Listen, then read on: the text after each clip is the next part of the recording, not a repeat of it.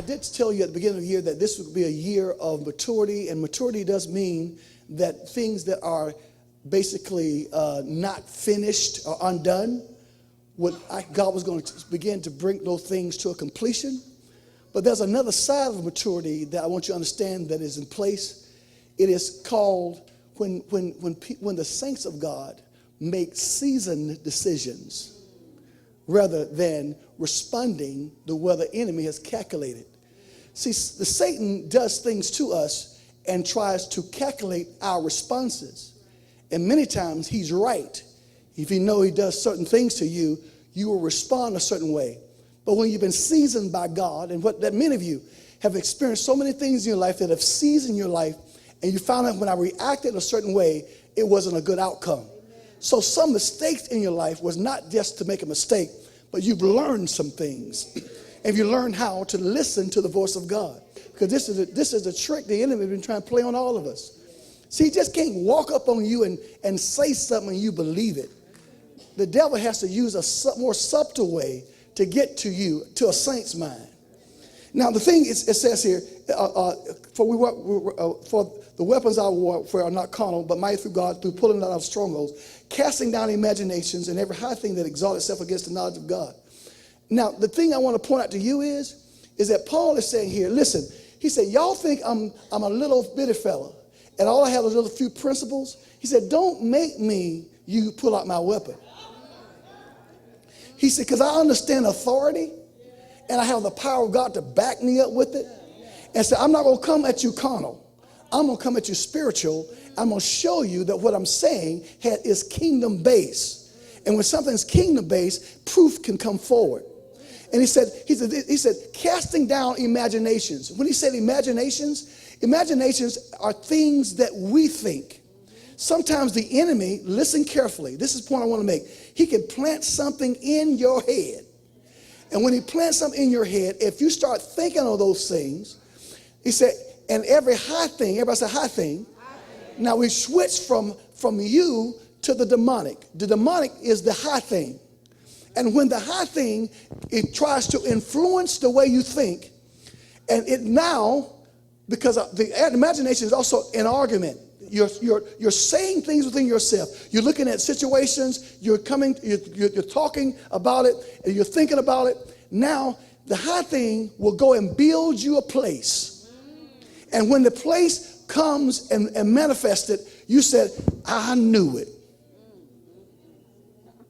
I knew it all the time. I just knew it was going to happen. You know why? Because it was created because you, based on fear and whatever else you got going on, built a place called stronghold. Are you hearing what I'm saying? Stronghold is a place that keeps you from getting to things or things from getting to you. And so now the enemy, you got all these promises, and the enemy is trying to block you for some things that God has for you.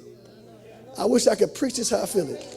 And what I'm trying to tell you is this. God said, I'm getting ready to pull down. Everybody said, pull them down.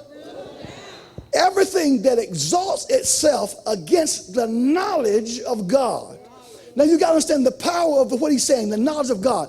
The knowledge of God is different from our knowledge. Our knowledge is when we're in a bad situation, we look at the situation and evaluate the circumstance. And God said, I don't know nothing about what you're saying. What are you talking about? I don't understand what you're saying.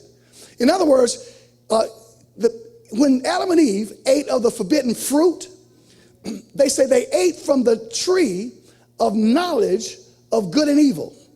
And when they ate it and they hid themselves from God, God said, why are you hiding? He said, because we're naked. And God said, who told you you were naked? I never meant for you to see that. There are some things that y'all don't hear me, that God never, ever meant for you to know about. But you let people talk to you. You let that demon talk to you, and then you begin to argue within yourself. And you got to understand, and it becomes so big until you allow people to make you their trash can, and you take that information, and now there's a stronghold you can't receive nor can you give because the enemy has blocked you. But tell your neighbor, he said, pull it down. Pull it down. Another word for pull it is knock it down. Knock it down. Is that God said, I'm releasing this to you. And you say, well, how? It's like this. You say, when, how, and why? Let me tell you something. Jesus spoke to people. Listen to this carefully. Jesus came here teaching to people that did not have the Holy Spirit. He taught them kingdom without them not having the Holy Spirit. And they said, why are you telling everything in parables? To nudge them toward the truth. But this is what he told the disciples. When I go away, I'm going to send you a comforter, and he's going to remind you or make sense out of everything I've told you. You hear what I'm saying? So therefore, are you listening to what I'm saying? So therefore, if he's going to make the sense out of it, God said, what I want to do for you, I want to start making some sense out of the nonsense in your life. Things that you never really got. God said, I'm going to give you divine understanding. And so what you guys understand, if there's no change, everybody said change. If there's no change in your life, I am talking over your head. It's like Jesus coming here and telling you something that you're not equipped to hear because you got to first be changed. Because when I'm changed, let me tell you something. I don't have to tell my heart to beat. I don't have to tell my vessels in the veins in my body to flow. I don't have to tell my lungs to breathe. You know why? Because it automatically does that. I don't have to figure that out. The only thing I have to deal with things I am conscious of. God said when I change you, there's some things will work automatically for you. Y'all hear me? Some things that you've been struggling over. God said, I'm going to end that struggle because you'll be living through the Holy Spirit. He said, walk not after the flesh. That's not just talking about the 17 works of the flesh, but that said, don't walk after the way the flesh works. I need you to walk in the Spirit. Walk in the counsel and the wisdom and the knowledge and the fear of the Lord. And I tell you that nothing shall by any means hurt you. Everybody say, I can't get hurt now.